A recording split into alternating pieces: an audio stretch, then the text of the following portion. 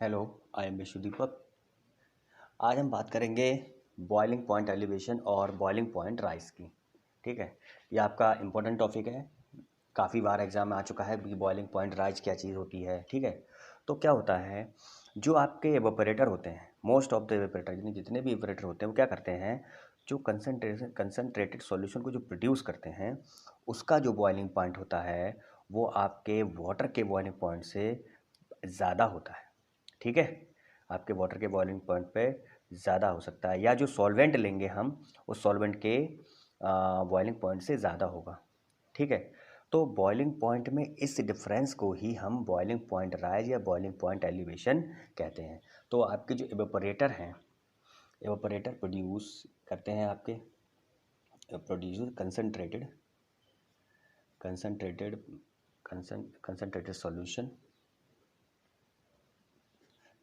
Solution having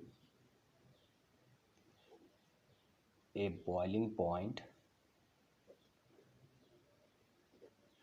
higher than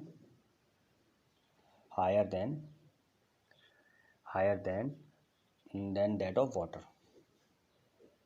ठीक है, then of water, और आपका कोई सॉल्वेंट हो सकता है, कोई सॉल्वेंट दूसरा लिया है।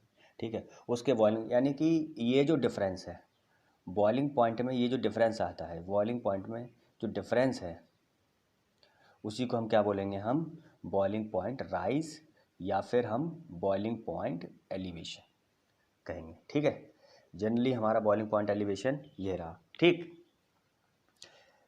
अब क्या होता है, मान लीजिए आपने क्या किया, एक कास्टिक सोडा है आपके पास, स्ट्रॉन्ग सॉल्यूशन है कास्टिक सोडा का, वो आपका 115 degree Celsius at atmospheric pressure पर आपका क्या होता है, बॉयल होता है।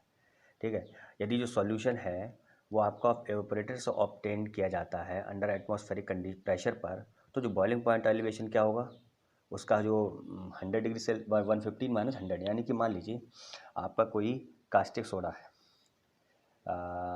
Let a strong solution of caustic soda, let a strong solution of caustic soda, caustic soda लिया आपने। ठीक है, और वो आपका क्या है, उस वो बॉयल हो रहा है आपका 115 डिग्री सेल्सियस बॉयल हो रहा है एटमॉस्फेरिक पर। उसका प्रेशर क्या है, एटमॉस्फेरिक प्रेशर पर आपका इतने पर बॉयल हो रहा है। ठीक है, इतने पर वो क्या हो रहा है, बॉयल हो रहा है।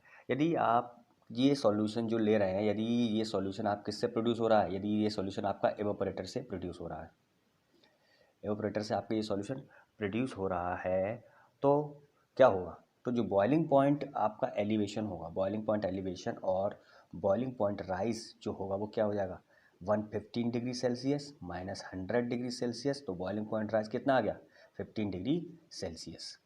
ठीक है, यानी हमने क्या किया, एक कास्टिक सोडा ले लिया जो आपका 115 degree Celsius and 115 degree Celsius पर एटमॉस्फेरिक पर आपका बॉयल हो रहा है, एवापोरेटर से अगर उसको प्रोड्यूस किया जा रहा है तो जो बॉइलिंग पॉइंट राइज होगा आपका वो 115 माइनस 100 कितना हो गया, 15 डिग्री सेल्सियस आपका बॉइलिंग पॉइंट राइज हो गया। ठीक है, तो जब जो आपका बॉइलिंग पॉइंट जो एलिवेशन है वो आपका जो थिक लिक्वर है, ठीक है, उसका उसका क्या होता है, कैलकुलेशन से पहले हमें उसको डिज़ाइन करना, अगर हमने कैलकुलेशन करेंगे तो हमें उसकी वैल्यू पहले से पता होती है। मतलब क्या, ये समझिए, यदि आपका जो बॉइलिंग पॉइंट एलिवेशन है थिक लिकर का, वो एवापोरेटर की डिज़ाइन करेंगे तो उसकी कैलकुलेशन हमें पहले से पता होती है। ठीक है, क्योंकि जो बॉइलिंग पॉइंट एलिवेशन है वो क्या करते हैं, आपका जो ड्राइविंग फोर्स है, ठीक है, इफ़ेक्टिव टेम्परेचर जो ड्राइविंग फोर्स है वो उसको रिड्यूस करते हैं। ठीक है, तो हमें एक चीज़ का ध्यान रखना है कि जो मतलब कि आप समझिएगा कि जो आपका boiling point boiling boiling point elevation क्या करता है, reduce reduce boiling point elevation reduce the effective temperature driving force effective जो टेम्परेचर उसके ड्राइविंग फोर्स को रिड्यूस करता है, कंपेयर्ड, अगर उसको कंपेयर करें तो compare to the case of normal boiling, case of boiling of pure solvent, boiling of pure solvent.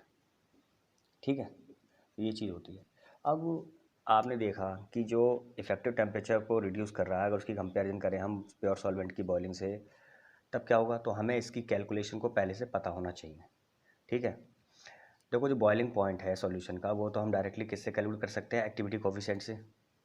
ठीक है, एक्टिविटी कोफिशिएंट और जो फिगोसिटी कोफिशिएंट है, ठीक है, वो अगर वेपर की हमें पता हो तो हम डायरेक्ट उसका बॉइलिंग पॉइंट को कैलकुलेशन कर सकते हैं। ठीक, जनरली क्या होता है, आपका जितने भी बॉइलिंग पॉइंट का जो डेटा है, कितने प्रैक्टिकल सॉल्यूशन के डेटा है, वो आपका एक एम्पिरिकल रिलेशन है, उसके जिसको आप बोलते हैं ड्यूरिंग रूल। जितना भी आपका बॉइलिंग पॉइंट का डेटा है, बॉइलिंग पॉइंट का जो डेटा है, वो आपका एक रूल है, ड्यूरिंग रूल। ठीक है, ड्यूरिंग रूल है, उसके द्वारा आप उसको फाइंड आउट करते हैं। ड्यूरिंग रूल में क्या करते हैं, ड्यूरिंग रूल ने ये बताया, उन्होंने ड्यूरिंग रूल में ये है, जो ड्यूरिंग रूल है, DUHUR, ड्यूरिंग रूल क्या कहता है, ड्यूरिंग रूल स्टेट्स ये कहता है, तो ये कहता है कि जो बॉइलिंग पॉइंट है आपका, बॉइलिंग पॉइंट है सॉल्यूशन का, जो बॉइलिंग पॉइंट है, ठीक है, वो क्या होता है, बॉइलिंग पॉइंट ऑफ वाटर का लीनियर फंक्शन होता है। ठीक है, तो this rule states that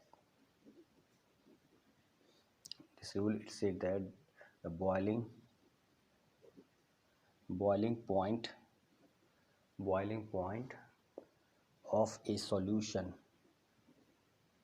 boiling point of A solution आपका क्या होगा, जो गिवन टेम्परेचर पर one of given concentration is linear function of the boiling of water. ठीक है, मतलब कि बॉइलिंग ऑफ वाटर का आपका क्या है, लीनियर फंक्शन होगा बॉइलिंग पॉइंट का, सॉल्यूशन का गिवन से कंसंट्रेशन दी हुई। ठीक है, तो मतलब एक स्ट्रेट लाइन में, अगर हम ऐसे अगर किसी ग्राफ को प्लॉट करें तो हमें क्या मिलता है, एक स्ट्रेट लाइन मिलेगी। इस तरीके से आपको एक स्ट्रेट लाइन मिलेगी यदि हम ये बॉइलिंग पॉइंट और बॉइलिंग पॉइंट ऑफ वाटर में बनाएंगे। यानी ये आपका बॉइलिंग पॉइंट ऑफ सॉल्यूशन, और यदि आप बॉइलिंग पॉइंट ऑफ वाटर के बीच में ग्राफ बनाएंगे तो आपको क्या मिलेगा, एक स्ट्रेट लाइन मिलेगी। ठीक है, क्योंकि ये लीनियर फंक्शन होता है। समझ में आया। अब हम इसको देखते हैं जल्दी। अब हम क्या करेंगे, इसको हम अब डायग्राम के द्वारा समझेंगे इस चीज़ को कि बॉइलिंग पॉइंट राइज होता क्या है। ठीक है, तो उसके लिए हम क्या करेंगे, मल्टीपल इफेक्टिव ऑपरेटर का यूज़ करेंगे कि मल्टीपल इफेक्टिव ऑपरेटर में आपका बॉइलिंग पॉइंट राइज का क्या रोल होता है। ठीक है, तो हम इसमें जो इसी का टॉपिक है वो पढ़ते हैं। नेक्स्ट पेज पढ़ेंगे।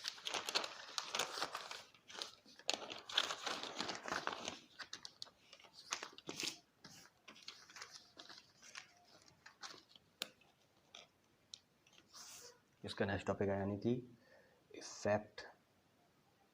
Effect of boiling point rise on multiple effect evaporator. Multiple effect evaporator पे क्या चीज़ है। ठीक है, अब मल्टीपल इफेक्ट एवापोरेटर पे क्या क्या फ़र्क पड़ रहा है, तो हम जनरली एक मल्टीपल एवापोरेटर को ड्रॉ करते हैं।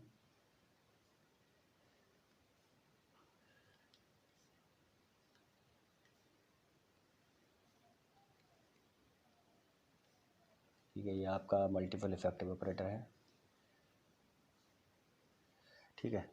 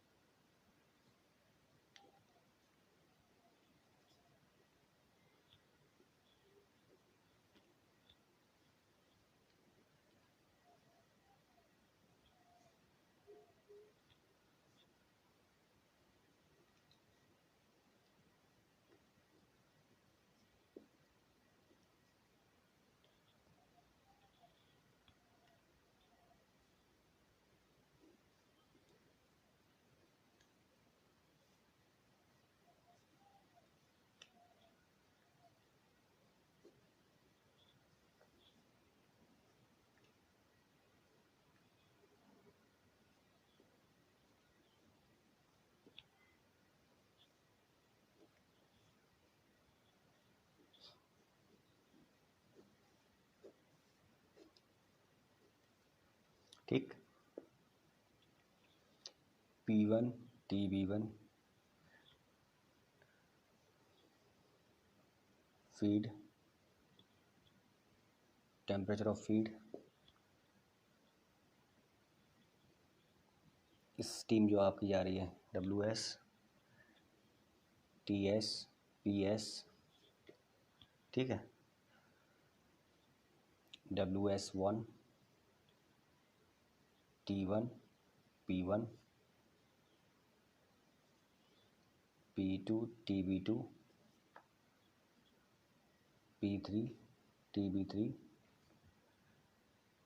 ये फर्स्ट है आपका, ये सेकंड है, ये आपका थर्ड है, ये आपका टू कंडेंसर,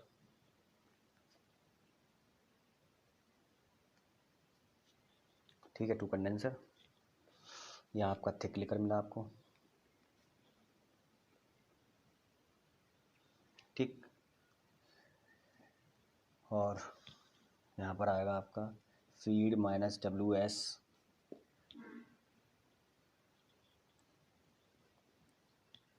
TB1, यहाँ आ जाएगा WS1 WS2 TB2,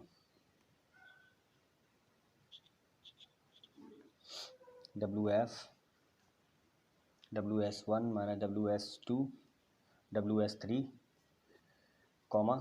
TB3, ये आ गया आपके पास, ठीक है, ये थिक लेकर आ गया आपके पास। और यहाँ जो टेम्परेचर और प्रेशर है इस वाले में क्या है आपका, यहाँ है P1 और T1S, ठीक। यहाँ आपका P2 T2S, ये आपका है WS3 T3 P3, ये आपका WS1, ये WS2 T2 P2। ये हमारा रहा इफ़ेक्ट, मल्टीपल इफ़ेक्ट इवेपरेटर, ठीक है। तो क्या है इसमें हमारे लिए, क्या है, एक हम फेनोमेना आपका बात करते हैं कि elevation of point, boiling point क्या है। तो क्या करते हैं हम इसमें सैचुरेटेड स्टीम, जिसका फ्लो रेट आपको WS है, टेम्परेचर उसका, एक आपकी सैचुरेटेड स्टीम है जिसका आपका फ्लो रेट WS है, टेम्परेचर TS है, प्रेशर PS है, उसको क्या करते हैं हम उसको एंटर कराते हैं फर्स्ट इफेक्ट में, जो स्टीम है आपकी उसको हम एंटर कराते हैं। तो जो लिक्विड मिलेगा इफेक्ट 1 में, जो लिक्विड इफेक्ट वन मिलेगा, उसका जो टेम्परेचर है वो बॉयल कितने पर होता है, TB1 पर, ठीक है। तो जो इफेक्ट 1 में जो लिक्विड है उसका जो बॉयल होता है वो TB1 टेम्परेचर वो होता है, ठीक है। और जो आपका वेपर है, इस इफेक्ट में वेपर भी जनरेट होगी, ठीक है।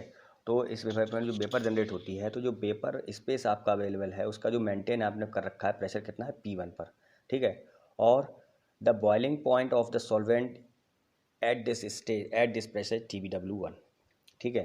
यानी कि जो बॉइलिंग पॉइंट है आपका प्योर सॉल्वेंट का, यानी मान वाटर आपने लिया है, वाटर लिया है, तो जो इस प्रेशर पर उसका जो कितना टेम्परेचर है TW1, तो क्या होगा, तो जो बॉइलिंग पॉइंट एलिवेशन होगा इसमें फर्स्ट इफेक्ट में वो क्या होगा, बता चुका हूँ मैं आपको, मैंने कास्टिक सोडा का एग्जांपल दिया था।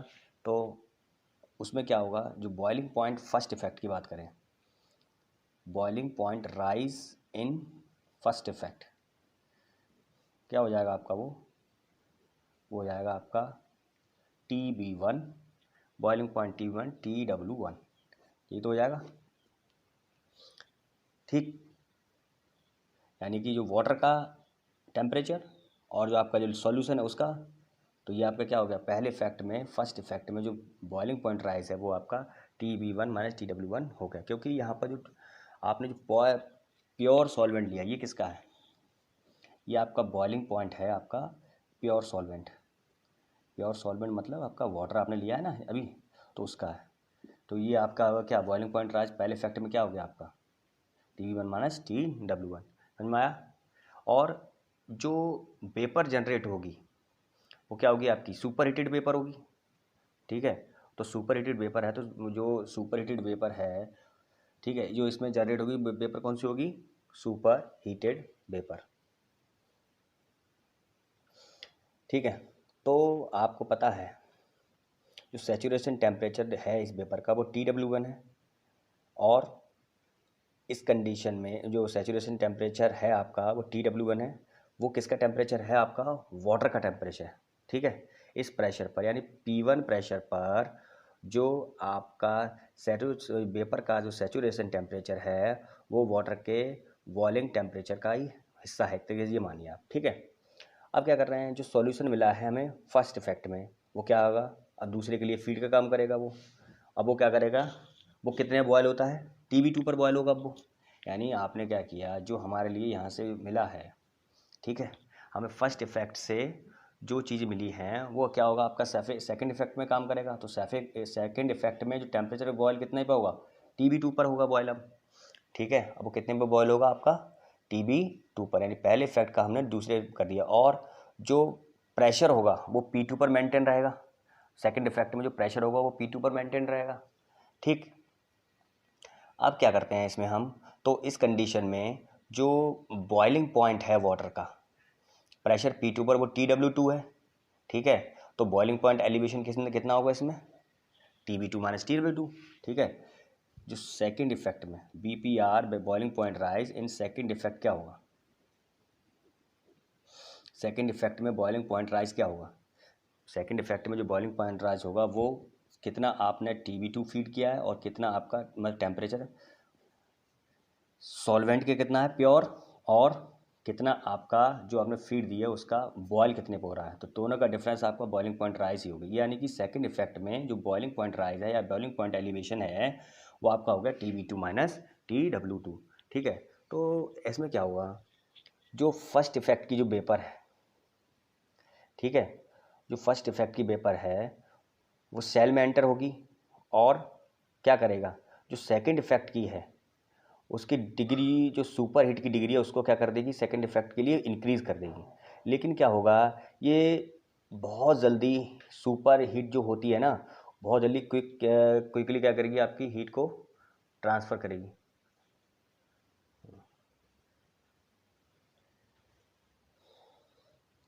तो क्या होगा, जो सेकंड इफेक्ट की जो फर्स्ट इफेक्ट की जो वेपर है फर्स्ट इफेक्ट की, वो क्या करेगी, सेकंड इफेक्ट में एंटर करेगी और उसकी डिग्री ऑफ सुपर हीट को बढ़ाएगी। लेकिन क्या होगा इस केस में जो क्या होगा, जो सुपर हीट क्या होगा आपका लूज़ क्विकली कर देगा, क्योंकि जो सेंसिबल हीट है वो ट्रांसफ़र होगा ना, सेंसिबल हीट, और क्यों, और अपने सेचुरेशन टेम्परेचर को ये गेन कर लेगी, अटेन कर लेगी। तो उस कंडीशन में क्या होगा, इस इफ़ेक्ट में जो सुपर हीट की डिग्री है वो बहुत जल्दी लूज़ करेगी। ठीक, इसलिए जो ड्राइविंग फोर्स है इफेक्ट 2 में, जो ड्राइविंग फोर्स है हीट ट्रांसफ़र के लिए, temperature driving force heat transfer के लिए है लिक्विड, सेकंड इफेक्ट में क्या हुआ, सेकंड इफेक्ट में temperature driving force, temperature driving force second effect temperature driving force जो है बॉइलिंग ऑफ लिक्विड के लिए, बॉइलिंग ऑफ लिक्विड क्या कर देगा यहाँ पर, ये हो जाएगा आपका second effect TW1 minus TB2 के बराबर हो जाएगा। ठीक है, यानी टेम्परेचर ड्राइविंग फोर्स है सेकंड इफेक्ट के लिए, सेकंड इफेक्ट। ठीक है, ये चीज़ हमारे पास आ गई। अब हम देखते हैं क्या होता है, जो वेपर है सेकंड इफेक्ट की जो वेपर है वो आपकी किस में एंटर होगी, अब थर्ड के लिए फीड का काम करेगी वो। ठीक है, तो क्या होता है, जो वेपर है आपकी सेकंड इफेक्ट की वो अब इफेक्ट थर्ड में एंटर होती है, जिसका जहाँ पर जो टेम्परेचर क्या है आपका, उसका जो टेम्परेचर एंटर हो रही है उसका टेम्परेचर कितना है, TB2 था। ठीक है, तो यह वेपर जो होगी उसमें सुपर हीट कितना होगा, सुपर हीट कितना होगा, यानी जो यह जो वेपर है वह आपकी सुपर हीटिंग की डिग्री कितनी रखती है, TB2 माइनस TW2, और आपकी जो हीट को क्विकली लूज़ करती है और एक सैचुरेशन टेम्परेचर को अटेन कर लेती है। ठीक है, तो इस कंडीशन में जो आपका ड्राइविंग फोर्स है कंसीडर कौन सा किया जाएगा, ड्राइविंग फोर्स कंसीडर किया जाएगा इस इफेक्ट के लिए, वो TW2 माइनस TV3 से करा जाएगा, यानी TW2 माइनस TV3 आपका क्या है, ये कंसिडरेबल इफेक्ट है थर्ड के लिए।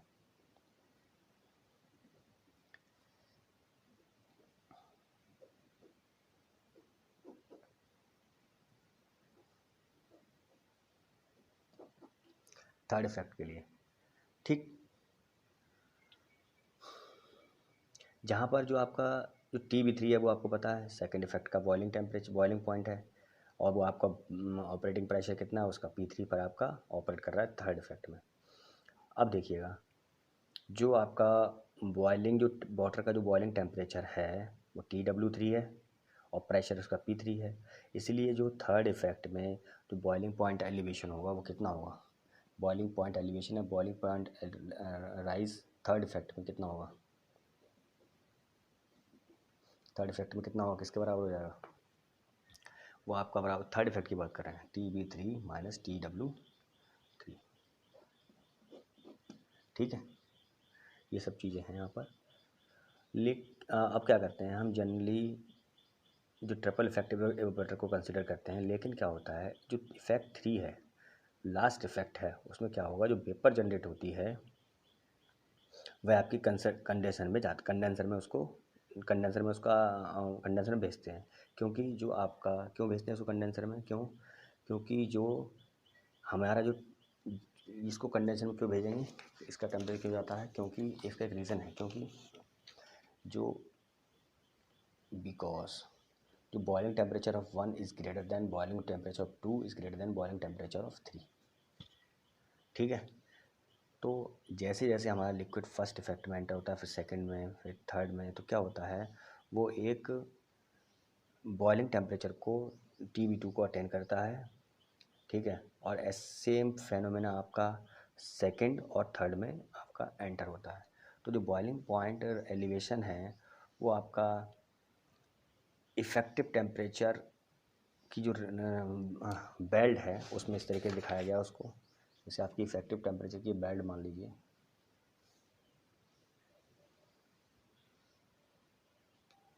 ठीक है। तो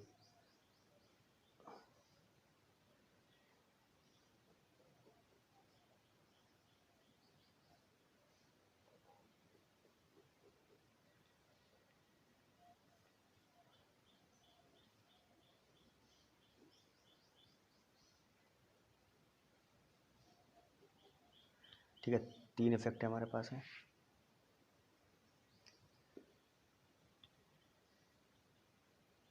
TS, TB1, TW1, TB2, TW2, TB3, TW3, ठीक है। ये हो गया हमारे पास, ठीक। अब ड्राइविंग फोर्स, ये क्या आ जाएगा, TS माइनस TB1 क्या है आपका, driving force in first effect, ठीक है, और TB1 माइनस TW1 क्या है आपका, boiling point elevation in first effect. ऐसी सेम यहाँ पर TW1 minus TB2 driving force in second effect, और यहाँ से TB2 माइनस TW2 क्या होगा, boiling point rise in second effect. Same ऐसे चलते रहेंगे हम,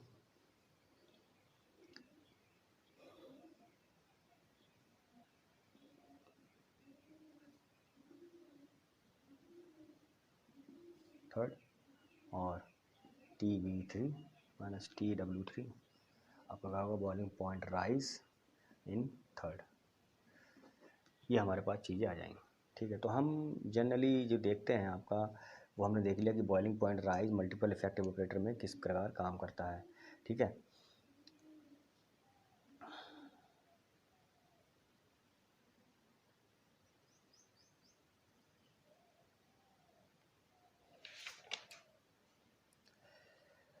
ठीक है। तो ये फिगर हमें क्या बताता है, ये फिगर ये बता रहा है कि जितने हम लार्ज नंबर ऑफ इफेक्ट को यूज़ करेंगे, हमारे लिए जो ड्राइविंग फोर्स है वो उतना ही स्मॉल होगा ऑपरेशन चलाने के लिए, उस यूनिट को चलाने के लिए। ठीक है।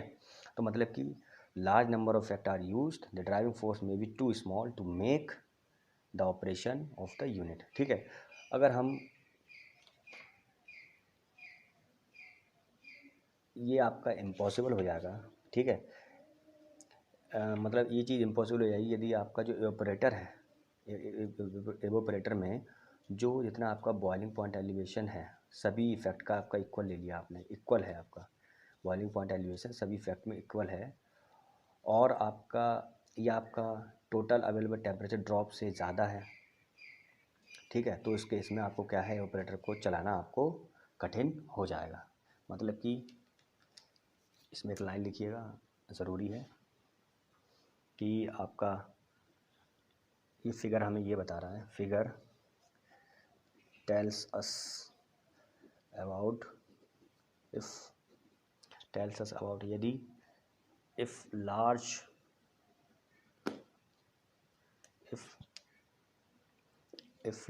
number of effect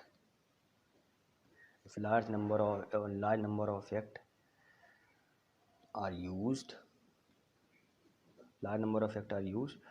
the driving force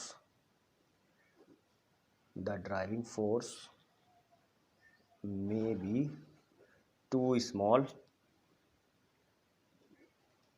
ठीक है, to make operation। ठीक है।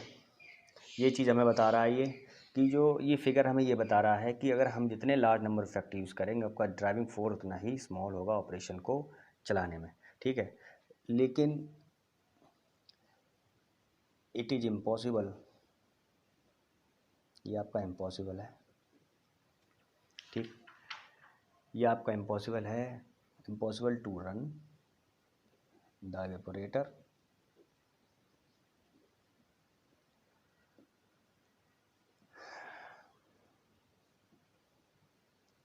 if the sum of the boiling point elevation in all effect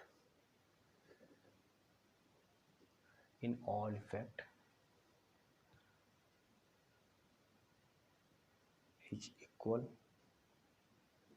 or more than the total